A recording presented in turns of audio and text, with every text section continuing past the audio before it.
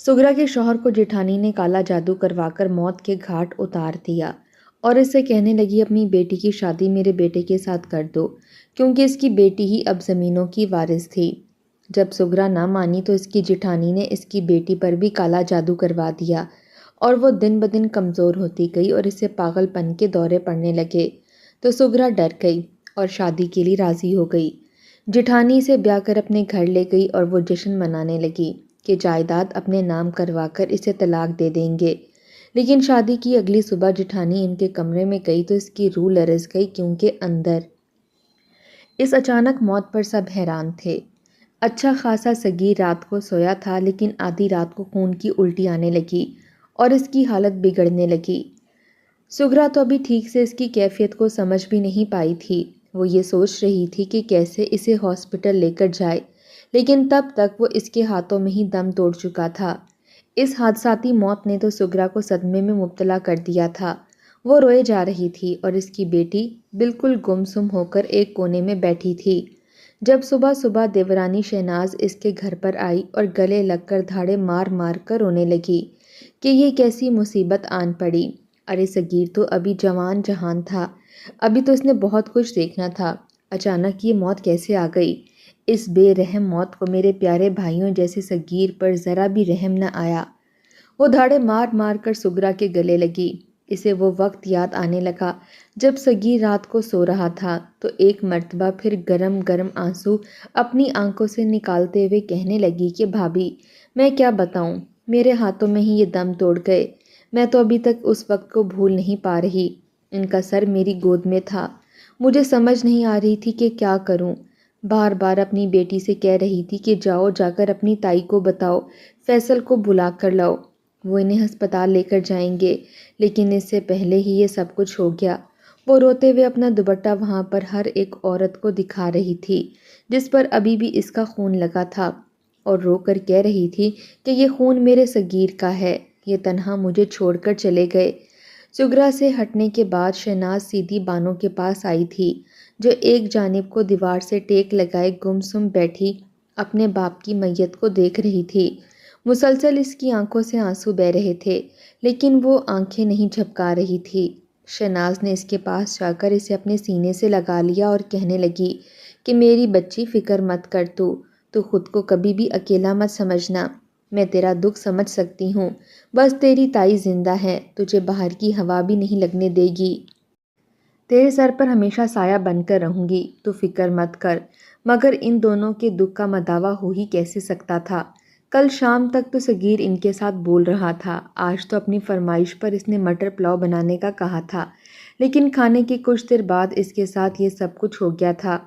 जिस वक्त सगीर की मैयत घर से उठी तो दोनों माँ बेटियाँ चीखते हुए लोगों से ये कह रही थीं कि कहीं मत लेकर जाओ, हम मर जाएंगे, हम बर्बाद हो जाएंगे, हमारा सब कुछ ख़त्म हो जाएगा। लेकिन मोहल्ले की औरतों ने इन दोनों को पकड़ लिया। दोनों ही माँ बेटियां गश खाकर गिर रही थीं, मगर एक जानिब खड़ी शहनाज मगरमच्छ के आंसू बहा रही थी और इन दोनों की ये हालत देखकर दिल ही दिल में मुस्कुरा रही थी। आखिर जो कुछ इसने सोचा था, जो चाहा था, इसमें वो कामयाब जो होने वाली थी, फिर भी आंखों में आंसू लाकर इन दोनों को अपने गले से लगा गई। गुज़श्ता 2 महीनों से सगीर की तबीयत मुसलसल ख़राब हो रही थी। ना वो ठीक से कुछ खा पी रहा था और ना ही काम पर जा पा रहा था। कारोबार तो इसने अपने मुलाजमों के ही स्पुर्द कर दिया था। जब भी घर से निकलने लगता तो सर में शदीद दर्द की ठीसें उठती थीं। एक मर्तबा तो ऐसा भी हुआ कि जब घर से जाने लगा तो रास्ते में चक्कर आ गए, और अगर वो बर वक्त गाड़ी को ना संभालता तो सामने आने वाले शख्स से गाड़ी जा टकराती। वो वहीं पर एक ही सांस खारिज करके रुक गया। गाड़ी की बोनट पर थोड़ी सी खराशें आई थीं, लेकिन बड़े नुकसान से बचत हो गई थी। ये बात तो सगीर की समझ से भी बाहर थी कि वो जब भी कारोबार की खातिर घर से निकलता है तो इसके साथ ये सब कुछ क्यों होता है। वहीं दूसरी जानिब अगर वो घर में रहे तो इसे इस तरह की कोई तकलीफ़ नहीं होती। कई डॉक्टर्स के पास गया, चेकअप करवाया, तो उन्होंने भी फीस लेने के चक्करों में दवाइयों की भरमार सगीर पर कर दी। कोई कहता कि आपको माइग्रेन है, इसीलिए जब कभी आप घर से बाहर निकलते हो तो बाहर के शोर और सूरज की खतरनाक शुआओं की वजह से वो दर्द आपको शुरू हो जाता है। तो कोई कहता कि आपके दिमाग में एक छोटी सी रसोली बन रही है, जिसकी वजह से आपको थोड़ा सा चलने पर चक्कर सा आना शुरू हो जाता है। مگر حقیقت میں تو کچھ اور ہی تھا جو صغیر اور سغرا اس وقت سمجھ نہ پائے تھے۔ 2.5 مہینے پہلے کی بات ہے جب شہناز اپنے بیٹے فیصل کے ساتھ ان کے ہاں آئی تھی۔ عید کا تیسرا روز تھا۔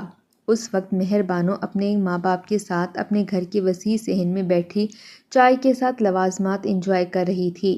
جب یہ لوگ گھر میں داخل ہوئے تو فیصل نے مسکرا کر مہر بانو کی طرف دیکھا جو اس سے عمر میں 8 سال بڑا تھا، لیکن مہر بانو نے اسے کھا جانے والی نظروں سے دیکھا اور وہاں سے اٹھ کر اندر چلی گئی۔ اسے فیصل بالکل بھی پسند نہیں تھا۔ کچھ دیر ادھر ادھر کی باتیں کرنے کے بعد شہناز مدعے پر آئی تھی۔ وہ کہنے لگی کہ صغیر تو میرا چھوٹا بھائی ہے، تو اسے کتنی دفعہ کہہ چکی ہوں کہ اپنے اس یتیم بھتیجے پر بھی کوئی نظر کرم کر دے، اسے اپنی فیکٹری میں کوئی نوکری دلوا دے۔ آخر کو تیرا بھتیجا ہے، تیری اولاد جیسا ہے۔ اب دیکھ اللہ نے تجھے اپنا بیٹا تو نہیں دے رکھا اور یہ تیرے یتیم بھائی کا ہی بچہ ہے، اس پر ہی کوئی نظر کرم کر دے۔ جسے سن کر ایک نظر صغیر نے فیصل کی طرف دیکھا تھا اور پھر ماتھے پر بل پڑ گئے تھے، کیونکہ فیصل انتہائی نکھٹو اور کامچور قسم کا لڑکا تھا۔ ایک مرتبہ نہیں بلکہ 10 مرتبہ وہ بڑے بڑے کارخانوں کمپنیوں میں اس کی نوکری لگوا کے دے چکا تھا، لیکن اسے تو کام کرنا ہی آتا نہیں تھا۔ ہر بار یہ کہہ کر کام چھوڑ دیتا کہ کام مشکل ہے، مجھے ایسے کام نہیں کرنے۔ خود تو چاچا لینڈ لارڈ بن کر بیٹھا رہتا ہے اور مجھے ایسے کام لگوا رہا ہے جس میں مجھے 8 سے 10 گھنٹے محنت کرنا ہوتی ہے۔ اس بات پر بھی صغیر نے یہی کہا تھا کہ کوئی بھی سونے کا چمچ لے کر پیدا نہیں ہوتا، بلکہ یوں ہی محنت کر کے اپنے قدموں پر کھڑا ہوتا ہے۔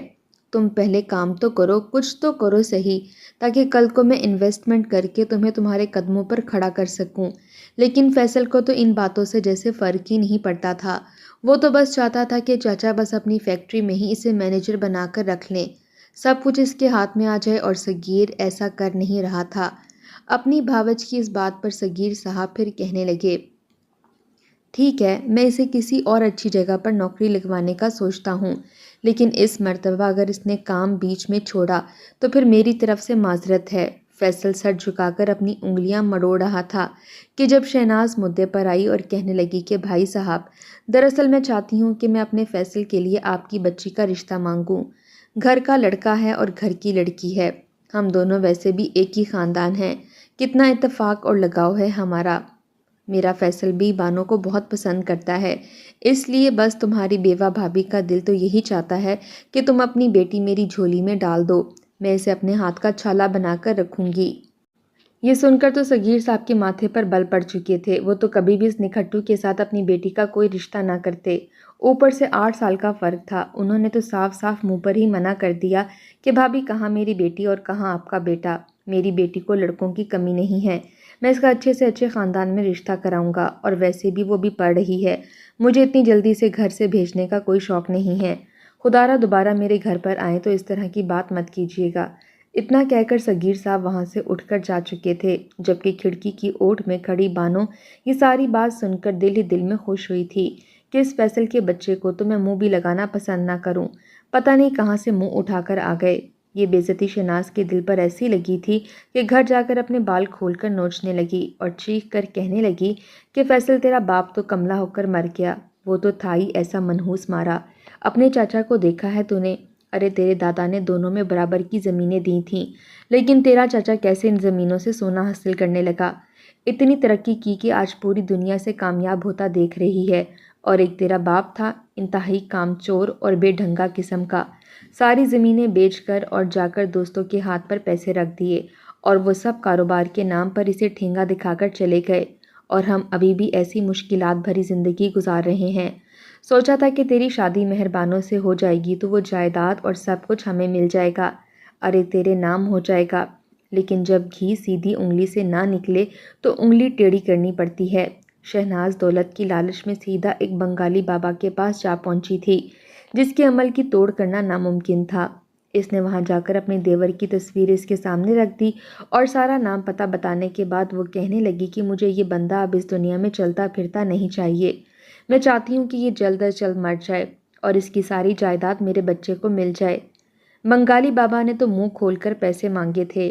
شہناز دولت کی لالچ میں اتنی اندھی ہو گئی کہ اپنے کانوں میں موجود بالیاں بھی اتار کر اس بنگالی بابا کو دے دیں کہ یہ لو، یہ رکھ لو، بس میرا کام ہونا چاہیے، ایسی ہزاروں بالیاں پھر میرے کانوں کو زینت بننے کو تیار ہوں گی۔ یہ اس بنگالی بابا کے عمل کا ہی اثر تھا کہ 2 ڈھائی مہینوں کے اندر اندر صغیر صاحب بالکل ہی کمزور پڑنے لگے۔ ان کی حالت ایسی ہو گئی کہ کوئی بھی پہچان نہیں سکتا تھا۔ دھیرے دھیرے اندر ہی اندر شیطانی عملیات انہیں جکڑنے لگے، اور اس روز آخری کیل ٹھکنے کی دیر تھی کہ سہیل صاحب خون کی الٹی کرنے لگے۔ کلیجہ ٹکڑے ٹکڑے ہو کر ان کے منہ سے باہر آ رہا تھا، اور آخری دیدار اپنی بیٹی اور بیوی کا کرنے کے بعد وہ ابدی نیند سو گئے۔ دونوں ماں بیٹی کے لیے زخم بہت گہرا تھا۔ لوگ بھلے ہی انہیں تسلیاں دے رہے تھے اور صبر کی تلقین کرنے کو کہہ رہے تھے، لیکن کہاں سے آتا وہ صبر جو اتنے بڑے نقصان پر انہیں تسلی دیتا۔ شہناز باقاعدگی سے ان کے گھر آیا کرتی تھی۔ وہیں فیصل کو بھی کہہ رکھا تھا کہ اپنی چچی اور بانوں کا دل جیتنے کی کوشش کرو، یہی وہ وقت ہے، دوسرے لوگ بھی دیکھیں گے ہم ان کے ساتھ کتنے اچھے ہیں۔ یوں جب فیصل کو گھر کے باہر کی تمام تر ذمہ داریاں اٹھاتے ہوئے آس پڑوس کی عورتیں اور خاندان کی اور عورتیں دیکھتیں، اور شہناز کو بھی اس گھر میں ساری ذمہ داریاں اور کھانا وغیرہ سنبھالتے دیکھتیں، تو 2 3 عورتوں نے سغرا سے بھی کہہ دیا کہ اب تمہاری بچی بھی یتیم ہے۔ جانتی تو ہو باہر کے لوگ وہاں پر پرائی بچیوں کے ساتھ کیسا سلوک کرتے ہیں، بلا وجہ تمہاری بچی پر ظلم نہ کرتے پھریں کہ اس کے سر پر تو اس کے باپ کا سایہ ہی نہیں ہے، اور بھائی تو ویسے ہی نہیں، تو تم ایسا کرو کہ اپنی بیٹی کا رشتہ اپنی جٹھانی کے بیٹے کے ساتھ طے کر دو، دیکھو تو کتنا اچھا اس نے تمہارے گھر کو سنبھال رکھا ہے۔ یہ سن کر سغرا گہری سانس خارج کر کے رہ گئی تھی۔ تمام فیکٹری اور زمینیں ان کے پاس تھیں، پیسے کی طرف سے انہیں کوئی کمی نہیں آئی تھی۔ ایک روز شہناز دوبارہ ان کے گھر آئی۔ سارا دن اس نے سغرا کے ساتھ ہی گزارا تھا، اور پھر دن کے اختتام پر باتوں ہی باتوں میں ایک مرتبہ پھر اس نے ایک گہری سانس خارج کر کے کہا کہ اپنی بیٹی کو میری بیٹی بنا دو، میں اسے اپنے ہاتھ کا چھالا بنا کر رکھوں گی۔ میرا فیصل بھی تم لوگوں کا بچہ ہے، بے شک اگر تم کہو گی تو ہم دونوں اپنا سامان لے کر اسی گھر میں آ جائیں گے، ہمارا ہے ہی کون، اور تم ماں بیٹیاں بھی تو اتنے بڑے گھر میں اکیلی رہتی ہو، یہ سارا کاروبار سب کچھ بھلا مہربانوں کیسے سنبھال پائے گی۔ یہ سن کر مہربانوں جو اپنی سامنے کتاب کھول کر بیٹھی ٹیسٹ کی تیاری کر رہی تھی، اپنی تائی کی ایسی بات پر ماتھے پر بل ڈال کر کہنے لگی کہ تائی جان، آپ کو ان سب باتوں سے فرق نہیں پڑنا چاہیے، میں اپنے بابا کے کاروبار کو عروج تک پہنچا لوں گی، اور رہی بات فیصل بھائی کی، تو میں تو ان سے شادی نہیں کرنے والی، میرا اور ان کا اب کوئی میچ ہی نہیں ہے۔ آپ بار بار یہ بات مت کیا کیجیے، مجھے غصہ آتا ہے، ہم کوئی گرے پڑے لوگ نہیں ہیں، نہ ہی خالی ہاتھ ہیں، نہ ہی ہم پر مظلومیت کے پرچار کیے جا رہے ہیں، خدا کا دیا ہمارے پاس سب کچھ موجود ہے، ہمیں آپ کی ہمدردیاں اور یہ دل جلا دینے والے جملے نہیں چاہیے۔ مہربانوں جب اتنا بول رہی تھی تو سغرا نے اسے ڈانٹ بھی دیا کہ بیٹی بری بات ہے، ایسے نہیں کہتے، معافی مانگو، اس طرح کی بات نہیں کرتے، بڑی ہیں اور تم سے میں بات کر رہی ہوں نا۔ مگر مہربانوں پیر پٹختی گھر کے اندر جا چکی تھی۔ اس وقت تو شہناز نے بات بنا کر یہ تو کہہ دیا کہ نہیں نہیں کوئی بات نہیں، بچی ہے، بس باپ کے مرنے کا روگ ہی ایسا ہے، چلو ٹھیک ہے، میں اب دوبارہ کبھی بھی تمہارے گھر میں رشتے کی بات لے کر نہیں آؤں گی۔ یہ کہہ کر شہناز وہاں سے جا چکی تھی، لیکن دل کے ارمان مچلنے لگے تو اس نے سیدھا اس بنگالی بابا کو کال کی تھی، اور پھر ساری کیفیت اسے بتانے کے بعد کہنے لگی کہ مجھے یہ لڑکی اپنے قدموں میں چاہیے، اس کا گھمنڈ اور اکڑ میں نے توڑ کر رکھ دینا ہے، مہربانوں مجھے میرے بیٹے کے نکاح میں چاہیے، کچھ ایسا کر دیں کہ ان ماں بیٹوں کے پاس میرے فیصل کے علاوہ کوئی اور آپشن ہی نہ بچے۔ اس بنگالی بابا نے بھی دھیرے دھیرے مہربانوں پر عملیات کرنا شروع کر دیے۔ جو ٹیسٹ مہربانوں نے دینا تھا، ساری رات تیاری کرنے کے باوجود جب صبح وہ یونیورسٹی پہنچی تو ایک دم سے اس کا دماغ سن ہو چکا تھا اور اسے کچھ بھی یاد نہیں رہا تھا۔ بہت کوشش کی کہ کچھ لکھے، مگر دماغ میں اتنی شدید درد کی ٹیسیں اٹھنے لگیں کہ اس کے ناک سے خون آنے لگا، سارا ٹیسٹ خون سے بھر گیا اور وہ وہیں پر بے ہوش ہو گئی۔ جس وقت سغرا کو کال آئی کہ ان کی بیٹی ہاسپٹل میں ہے تو اس کا تو ہاتھ سیدھا اپنے سینے پر گیا تھا۔ گھبراتی ہوئی وہ ہاسپٹل پہنچی تھی، کوئی خطرے والی بات تو نہیں تھی، لیکن پھر بھی مہربانوں کو چکر آ رہے تھے، بڑی مشکل سے اسے سہارا دے کر سغرا گھر لائی تھی۔ کتنے روز تک وہ یونیورسٹی جا ہی نہیں پائی، وہ اگر 2 قدم بھی چلتی تو چکر آنے لگتے تھے۔ ڈاکٹر کا کہنا تھا کہ خون کی کمزوری ہے، ان کی خوراک اچھی کریں، انہیں کھلائیں پلائیں، یہ ٹھیک ہو جائیں گی، مگر مہربانوں کی صحت تو دن بدن گرتی چلی جا رہی تھی۔ تقریباً ایک ہفتے بعد شہناز نے دوبارہ ان کے گھر کا چکر لگایا تھا۔ اپنے سامنے بیڈ پر نیم دراز لیٹی ہوئی مہربانوں کو دیکھ کر تو جیسے اس کے کلیجے تک ٹھنڈک اتری تھی۔ اس کی یہی حالت تو وہ دیکھنا چاہتی تھی۔ مہربانوں کو اس حالت میں دیکھ کر شہناز کہنے لگی کہ ہائے اللہ، یہ کیا ہو گیا؟ پھول سی بچی کو اتنی کمزوری کیسے پڑ گئی؟ ایک ہفتہ میں نے ادھر کا چکر نہیں لگایا کہ میری بانو بیٹی مجھ سے ناراض ہو گئی، مگر پھر بھی میں سکون میں نہ آئی۔ آخر کو تم لوگوں کا ہمارے علاوہ ہے ہی کون؟ میں نے سوچا کہ کوئی حال احوال ہی پوچھ لوں، مگر یہاں تو بانو بیٹی سوکھ کر کانٹا ہو چکی ہے۔ کیا ہوا ہے بانو بیٹی کو؟ تو پاس ہی بیٹھی سگرا تو رو رو کر ہلکان ہو چکی تھی۔ آنکھیں اس کی بالکل سرخ ہو چکی تھیں۔ روتے ہوئے وہ شہناز کے ہی گلے لگ گئی اور کہنے لگی کہ بھابھی، پتہ نہیں ہمارے گھر کو کس کی نظر لگ چکی ہے۔ دیکھیے نا بانو کی حالت کیا ہو گئی ہے، پتہ نہیں یہ کیوں اس قدر کمزور ہوتی جا رہی ہے۔ اس کے مرحوم والد صاحب کے ساتھ بھی یہی سب کچھ ہوا تھا اور اب اس کے ساتھ بھی یہ سب کچھ ہو رہا ہے۔ مجھے تو کچھ سمجھ نہیں آ رہی کہ میں کیا کروں، اسے کہاں لے کر جاؤں۔ بڑے بڑے ڈاکٹروں سے بھی اس کا چیک اپ کروایا ہے، ٹیسٹ رپورٹیں سب کلیئر آتی ہیں، لیکن اس کی حالت دن بدن گرتی چلی جا رہی ہے۔ شہناز اسے جھوٹی تسلیاں دینے لگی اور پھر مہربانوں کے پاس آ کر بیٹھ گئی۔ اس کے بالوں میں ہاتھ پھیرنے لگی اور کہنے لگی کہ میری بچی، پتہ نہیں کون تم لوگوں کو بری نظر لگا چکا ہے۔ میری تو یہی دعا ہے کہ اللہ تعالیٰ تم لوگوں کو خوش رکھے، تمہیں کامیاب کرے، مگر شاید یہ آزمائشیں ابھی تک ختم نہیں ہوئیں۔ پھر کچھ دیر شہناز وہاں پر بیٹھی اور بغیر دوسری بات کیے ہی وہاں سے اٹھ کر آ گئی۔ فیصل کو وہاں سے واپس آ کر ہنس کر بتا رہی تھی کہ دیکھو بنگالی بابا نے کیسے اس مہربانوں کی حالت بگاڑ کر رکھ دی ہے، پہچان میں ہی نہیں آ رہی تھی۔ اس کا سارا اثر زائل ہو کر رہ گیا ہے۔ جو دوائیاں وغیرہ لینے سے مہربانوں کی طبیعت کچھ بحال ہوئی تھی۔